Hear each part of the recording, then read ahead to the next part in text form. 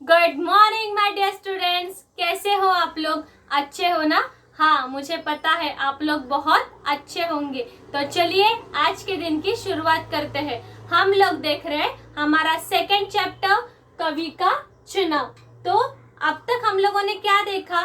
अब तक हम लोगों ने देखा कि वो जो 1001 कवि आए थे उसमें से सिर्फ 101 कवि को जो राजा थे उन्होंने कैद खाने में रखा। और कैद खाने में रखने के बाद 6 महीने के बाद जब वो जो राजा थे उन्होंने क्या किया, उन्होंने वो जो उन कवियों के पास गए और कवियों के पास जाने के बाद उसने क्या किया, उन्होंने पूछा कि आपको ये 6 महीने में कोई ऐसा है क्या जिन्होंने कविताएं लिखी है या अपनी खुद की रचना जो है वो लिखी है।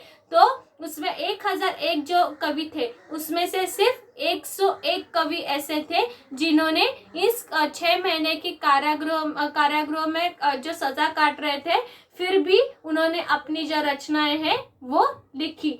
और इसके बाद वो 101 जो कवि थे उन कवियों के साथ महाराज ने क्या किया, उनके साथ उनके मंत्री जो थे उन्होंने उनसे कहा कि ये जो 101 कवि है उनको आप हमारे जो मोर महल है उसके ऊपर वहां पे रखिएगा, 6 महीने तक रखिएगा।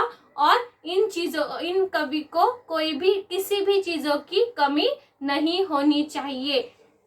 ऐसे करके फिर से 6 महीने उन्होंने उन सब कवियों को अपने राजमहल मतलब मोर महल में रहने की अनुमति दी, रहने को कहा। और 6 महीने के बाद फिर से वो जो महाराज थे वो उन कवियों के सामने जा पहुंचे और उन्होंने क्या पूछा, उन्होंने पूछा कि अभी ये जो 6 महीने थे आप मुझे बताइए इस 6 महीने में आपने कौन सी अलग अलग रचनाएं जो है वो की है। पर उन 101 जो कवि थे उसमें से सिर्फ एक ही इंसान ऐसा था कि उन्होंने इस सुख की घड़ी में भी अपनी जो रचनाएं हैं वो रचनाएं की थी। बाकी के जो 100 इंसान थे, जो 100 कवि थे, उन्होंने सिर्फ ये जो 6 महीने हैं वो मस्ती में गुजारे या ऐश आराम करने में ही गुजार दिए थे। तो इस तरीके से अपने महाराज को जो एक कवि की तलाश थी वो पूरी हो चुकी थी। अब इसके बाद देखते हैं कि क्या होता है। पेज नंबर 10 आपने टेक्स्ट बुक आगे लिया, पेज नंबर 10 निकालिए, मैं पढ़ रही हूँ, आप उस पर जो है अपनी उंगली रखिए। इसके बाद महाराज ने उस साधु स्वभाव बेपरवाह आदमी की तरफ इशारा करके कहा और जैसे ही उस एक इंसान को जो हमारे महाराज है उन्होंने दरबार में लाया तो उस साधु स्वभाव के बेपरवाह इंसान, साधु स्वभाव मतलब कौन, जिसको किसी भी बात का फर्क नहीं पड़ता, चाहे उसके जीवन में सुख हो और चाहे उसके जीवन में दुख हो, वो दोनों चीजों को बराबर ही तोलता है, वो होता है साधु स्वभाव का इंसान। और बेपरवाह मतलब क्या, सेम, जिसको किसी भी मतलब अपना बुरा वक्त होने दो या अच्छा वक्त होने दो उसे किसी बात की फिक्र नहीं होती, वो होता है बेपरवाह इंसान। तो जो महाराज है उन्होंने क्या किया, उस एक इंसान की तरफ अपनी इशारा किया और बोले, यह सच्चा कवि है जिसके लिए सुख और दुख दोनों एक बराबर है। उस इंसान की तरफ उन्होंने जो है इशारा करके क्या कहा कि ये जो है वो सच्चा कवि है, वो उसके लिए सुख और दुख दोनों एक बराबर है। मतलब चाहे उसके जीवन में सुख हो और चाहे उसके जीवन में दुख हो, उसे कोई भी इस बात का फर्क नहीं पड़ता, उसे वो जो सुख और दुख है वो दोनों को एक ही तराजू में तोलता है। यह दुख की रात में भी कविता करता है। और ये जो साधु स्वभाव का जो कवि है उसने, वो इंसान है, वो क्या करता है, वो चाहे उसके जीवन में दुख हो, दुख की रातें हो, तो भी वो अपनी जो कविता है वो करता है। यह सुख के प्रभात में भी कविता करता है। और सुख के प्रभात मतलब क्या, सवेरा। प्रभात का मतलब क्या है, सवेरा या सुबह। तो राजा ने, महाराज ने क्या कहा उस एक इंसान की तरफ देखकर कि ये जो इंसान है, ये जो कवि है वो सच्चा कवि है। क्यों? क्योंकि अगर उसके जीवन में दुखों की रातें हो तो भी वो अपनी कविता करना नहीं छोड़ता। वैसे ही अगर उसके जीवन में सुख की प्रभात हो, सुख की सुबह हो, तो भी वह अपनी जो रचनाएं हैं वो करना नहीं छोड़ता, अपनी कविता जो है वो करता ही रहता है। यह मौत के काले रास्ते पर भी कविता करता है। और अगर किसी ने उसको मौत की सजा सुनाई हो तो मौत के रास्ते पर जाने से पहले ही वो जाने के रास्ते में भी वो कविता करता है। यह जीवन की सुंदर घाटियों में भी कविता करता है। और जो जीवन की सुंदर घाटियां है मतलब क्या, जो जीवन का सुंदर पड़ाव है उसका, उस पड़ाव में भी वो जब वो सुख में हो तो भी वो अपनी कविताएं करना, अपनी रचनाएं करना नहीं छोड़ता है। यह इसका स्वभाव है। और वो क्यों नहीं छोड़ता? क्योंकि उसका वो स्वभाव है कि चाहे सुख हो या चाहे दुख हो वो अपनी कविता करना नहीं छोड़ता, क्योंकि वो उसका स्वभाव है, यह उसका जीवन है और कविता करना ही उसका जो है वो जीवन है। यह इसके बिना रह नहीं सकता। और ये जो एक इंसान है, ये जो सच्चा कवि है, वो किसी भी स्थिति में कविता किए बिना नहीं रह सकता। मतलब उसकी वो आदत सी बन चुकी है कि मुझे कविता करनी है, क्योंकि मुझे कविताएं करना अच्छा लगता है। ये एक उसकी आदत सी बन गई है। इसीलिए वो जीवन की जो सुंदर घाटियां है, जब उसके जीवन का सुंदर काल चल रहा हो तो भी वो कविता करता है, या उसके जीवन में अगर दुख की बौछार हुई हो तो भी वो कविता करता ही है। यह 1001 कंकरों में हीरा है। और ये जो एक इंसान है वो 1001 कंकरों में, मतलब जो कंकर मतलब क्या? कंकर मतलब पत्थर का टुकड़ा, पत्थर का टुकड़ा।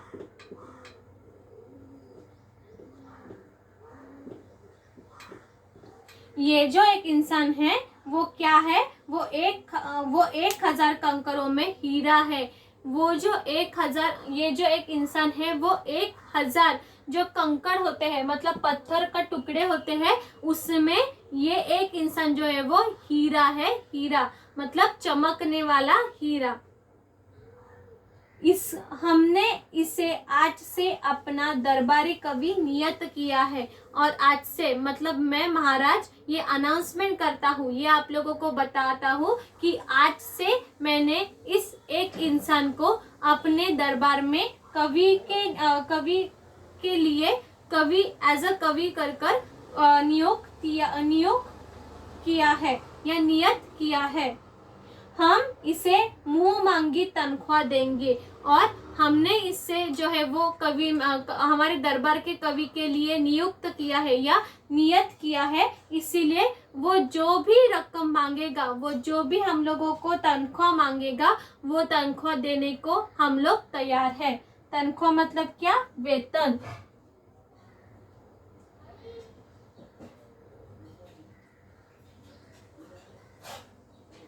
तनख्वाह मतलब क्या? वेतन। तो अगर उसने जो भी ये जो इंसान है वो जो भी वेतन कहेगा, हम वो वेतन उसे देने के लिए तैयार है। इसका काम केवल इतना ही है कि हमें हर रोज दरबार में आकर एक दोहा सुना जाया करे।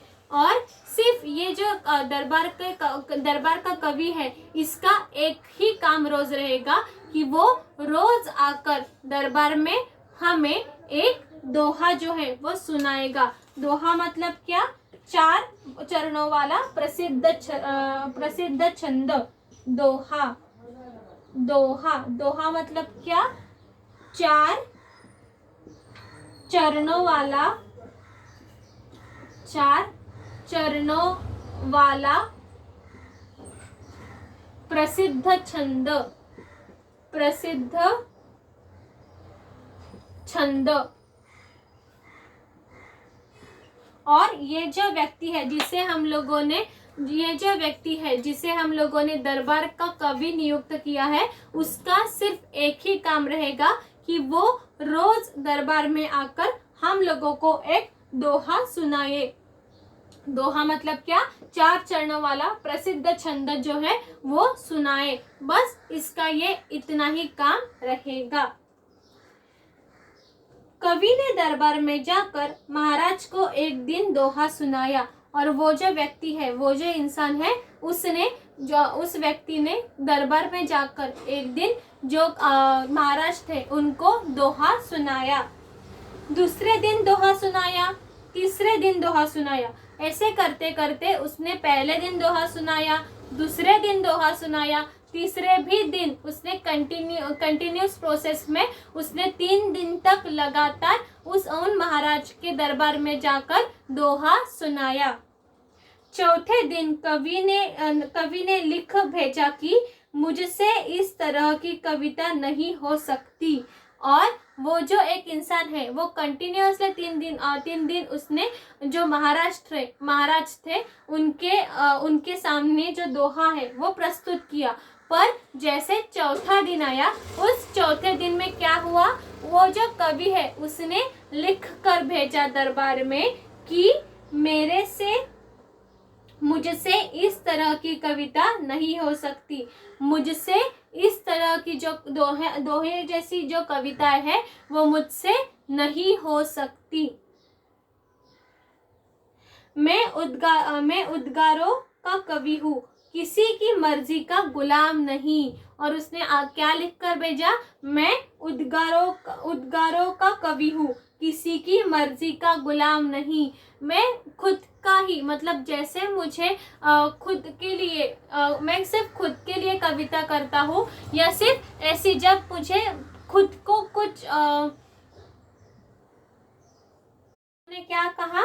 मैं उद्गारों का कवि हूँ, किसी की मर्जी का गुलाम नहीं। मैं उद्गारों का मतलब क्या? मैं खुद को जब मुझे लिखने का मन हो या कुछ मुझे लिखना हो तो ही मैं लिखता हूँ। मैं किसी की मर्जी का गुलाम नहीं, मैं किसी की मर्जी का गुलाम नहीं हूँ कि कोई मुझे ऑर्डर दे और फिर ही मैं लिखूँ। ऐसा नहीं हो सकता। जब मुझे खुद को लगेगा, जब मुझे खुद को लिखने का मन होगा, जब मुझे खुद को लिखने की इच्छा होगी तो ही मैं लिखूंगा। मैं किसी का गुलाम नहीं हूँ कि कोई और मुझे ऑर्डर दे या कोई और मुझे कुछ बताए तो ही मैं मेरी जो कविताएं है वो लिखूं। नौजवान मंत्री ने कहा, यह आदमी कितना अभागा है। और ये सब सुनने के बाद जो नौजवान मंत्री था उस दरबार में, उन्होंने कहा कि कितना अभागा है, ये जो आदमी है वो कितना अभागा है। अभागा मतलब क्या? अभागा इन द सेंस दुर्भाग्य। अभागा मतलब क्या? दुर्भागी। यह कितना अभागा है। अभागा मतलब कौन? दुर्भागी। या यहाँ पे हम लोगों को दिया है दुर्भाग्य। तो जो नौजवान मंत्री था उसने क्या कहा कि ये कितना अभागा है, ये कितना दुर्भाग्यशील है। ऐसा क्यों बोला वो देखते हैं। नौजवान मंत्री ने कहा, यह आदमी कितना अभागा है। मगर महाराज ने कहा, और ये सब सुनने के बाद जब उस नौजवान मंत्री ने कहा कि ये जो इंसान है वो कितना अभागा है, वो कितना दुर्भागी है, तो उसके ऊपर जो महाराज थे उन्होंने कहा, नहीं, यह अभागा नहीं। उसके ऊपर ये सब सुनने के बाद महाराज ने क्या कहा? नहीं, तुम्हारी जो सोच है वो तुम्हारी सोच गलत है। ये जो इंसान है वो अभागा नहीं है, वो दुर्भाग्य से भरा नहीं है, यह कवि है। ये कौन है? ये कवि है, ये कविता करता है, यह आजाद है। और ये कवि होने के कारण ये खुद आजाद है, इसको हम लोग बांध कर नहीं रख सकते। यह आज़ादी की कविता करता है। और ये जो इंसान है, ये जो कवि है, वो आज़ादी की कविता करता है। इसे हम लोग बांध कर या डांट कर ऐसे करके हम लोग उससे कविता नहीं करवा सकते। ये आज़ाद है, ये आज़ाद ख्यालों का कवि है। जो गुलाम होगा वो गुलामी की कविता करेगा, और जो गुलाम होगा, जो अपने दरबार में काम करेगा, वो गुलाम होगा, और वो सिर्फ गुलामों के लिए ही या गुलाम बनकर ही कविता करेगा। वो गुलामी की कविता करेगा, मतलब वो सिर्फ अपने पैसे के लिए, जो उसको तनख्वाह मिलती है, जो उसे वेतन मिलता है, बस वो उसी के लिए ही काम करेगा या उसी के लिए ही कविता करेगा। यह आदमी दरबार में आए या न आए, इसकी तनख्वाह हमेशा उसके घर पहुंचती रहेगी। और ये जो कवि है वो एक सच्चा कवि है, और उसी कारण ये जो कवि है वो चाहे दरबार में आए या चाहे दरबार में ना आए, वो चाहे रोज कविता करे या चाहे वो रोज कविता जो है वो ना करे, पर फिर भी उसको हर वक्त हर महीने की उसकी जो तनख्वाह है, उसकी तनख्वाह हमेशा उसके घर जानी चाहिए। रेगुलर बेसिस पर उसकी जो तनख्वाह है वो उसके घर में जानी ही चाहिए। ऐसे उच्च कोटि के कलाकार का भूखा रहना मेरे राज्य का सबसे बड़ा अपमान है। और ये जो सबसे बड़ा कवि है, जो एक सबसे ऐसे उच्च कोटि का जो कलाकार है, अगर वो खुद अगर भूखा रहा तो वो उसका अपमान नहीं, वो मेरे राज्य का अपमान है, वो मेरा अपमान है। वो उच्च कोटि का कलाकार भूखा रहना मेरे राज्य का सबसे बड़ा अपमान है। और वो जो कवि है, जो उच्च प्रति का कवि है, जो उच्च कोटि का कलाकार है, अगर वो भूखा रहा तो वो मेरे राज्य का सबसे बड़ा अपमान जो है वो माना जाएगा या सबसे बड़ा अपमान होगा। नौजवान मंत्री की भी आंखें खुल गई, और ये सब सुनकर वो जो नौजवान मंत्री था उसकी भी आंखें खुल गई, और उसे भी ये जो महाराज थे उनकी जो बातें हैं उसमें सच्चाई नजर आई। और उन नौजवान मंत्री ने भी ये जो महाराज है उनकी बातें सुनी, समझी, और उसके ऊपर विचार कर वो राइट है, वो बराबर है, महाराज बराबर है, ये बताया या ये कहा। ठीक है, तो यहाँ पे हमारा जो कवि का चुनाव, ये सेकेंड चैप्टर है, वो खत्म होता है। मतलब हम लोगों ने इस चैप्टर में क्या देखा कि वो जो कवि मतलब जो कलाकार होते हैं, जो इंसान होते हैं, वो किसी के मर्जी के मोहताज नहीं होते। जो कवि होते हैं वो स्वतंत्र होते हैं, वो किसी के मर्जी के वो आज़ाद होते हैं, वो किसी के मर्जी के गुलाम नहीं होते। वो जब उनकी मर्जी चाहे वो जो कविता है या दोहा है, जो है कुछ भी हो वो करते हैं, वो किसी के मर्जी के मोहताज नहीं होते। ये सीख हम लोगों को इसमें से मिली। और यहाँ पे हमारा जो चैप्टर नंबर 2 है वो खत्म हुआ। तो अगले लेसन में, अगला जब हमारा लेक्चर होगा, तब अगले लेक्चर में आपको मैं इसके जो क्वेश्चन आंसर है पेज नंबर 11 पर जो इसके क्वेश्चन आंसर है वो मैं आप लोगों से डिस्कस करूंगी, और उसकी जो पीडीएफ है वो उसी दिन आप लोगों को मिल जाएगी। ठीक है, अब यहाँ पे हमारा जो सेकेंड लेक्सन है वो खत्म होता है, और आप आई आपकी होमवर्क की बारी। तो आज का जो आपका होमवर्क है वो ये होगा कि ये जो सेकेंड चैप्टर मैंने आप लोगों को सिखाया है वो पूरा आपको पढ़ना है। सेकेंड चैप्टर जो है वो पूरा आपको पढ़ना है। ठीक है, और वो पढ़ने और अपने पेरेंट्स के सामने अच्छे से ठीक से पढ़ना है आप, और जो आपके पेरेंट्स होंगे वो मुझे बताएंगे ही कि आपने वो लेसन पढ़ा या नहीं पढ़ा। इसीलिए आप बिना कुछ ये करके आपको ये जो लेसन है वो पढ़ना है आपके पेरेंट्स के सामने। और अगला जब लेक्चर होगा तब अगले लेक्चर में हम लोग इसके क्वेश्चन आंसर जो है वो डिस्कस करेंगे। पर अगर उसके पहले ही आपने ये लेसन पढ़ा होगा तो आपको जो उसके आंसर है वो आंसर देने में आसानी होगी। इसीलिए जो मैंने आपको होमवर्क बताया है वो आप लोग याद से कीजिएगा, ठीक है। आपको याद रहेगा ना कि आपको क्या होमवर्क बताया है। सेकेंड चैप्टर आपको ठीक से पूरा का पूरा पढ़ना है।